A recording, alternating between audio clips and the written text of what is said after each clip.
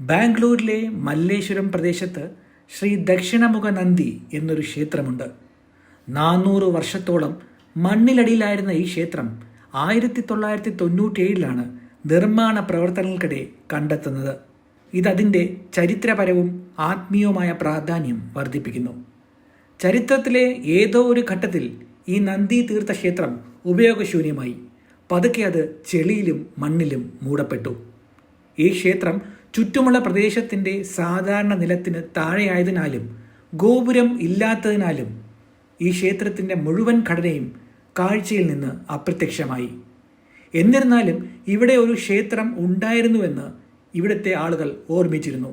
മല്ലേശ്വരം ബാംഗ്ലൂരിലെ പ്രധാനപ്പെട്ട റെസിഡൻഷ്യൽ ഏരിയകളിൽ ഒന്നായതുകൊണ്ട് വസ്തുവിൻ്റെ വില വർദ്ധിക്കുകയും ഈ ക്ഷേത്രപ്രദേശം വിൽക്കാൻ ശ്രമിക്കുകയും ചെയ്തു. എന്നാൽ പഴയ പ്രദേശവാസികൾ അത് തടഞ്ഞു. അങ്ങനെ ഭൂമി കുഴിക്കാൻ തീരുമാനിച്ചു. ഭൂമി കുഴിക്കുമ്പോൾ ഈ ക്ഷേത്ര സമുച്ചയം ക്രമേണ ചെളിയിൽ നിന്നും മണ്ണിൽ നിന്നും പുറത്തു വരികയും ചെയ്തു. ഈ ക്ഷേത്രത്തിൻ്റെ കേന്ദ്രബിന്ദു തെക്കൻ ദിശയിലേക്ക് അഭിമുഖമായി സ്ഥാപിച്ചിരിക്കുന്ന ഒരു അതുല്യമായ നന്ദി ശില്പമാണ്. നന്ദിയുടെ വായിൽ നിന്നും ഒഴുകുന്ന തുടർച്ചയായ ജലപ്രവാഹമുണ്ട്. അതുകൊണ്ട് തന്നെ നന്ദി തീർത്ഥ എന്നാണ് ഈ ക്ഷേത്രം അറിയപ്പെടുന്നത്. ക്ഷേത്രത്തിലെ പ്രധാന ദേവൻ ശിവനാണ്. നന്ദിയുടെ വായിൽ നിന്നുള്ള വെള്ളം ശിവലിംഗത്തിൽ പതിക്കുകയും ക്ഷേത്രത്തിൻ്റെ മധ്യത്തിലുള്ള ഒരു ടാങ്കിലേക്ക് അത് ഒഴുകുകയും ചെയ്യുന്നു.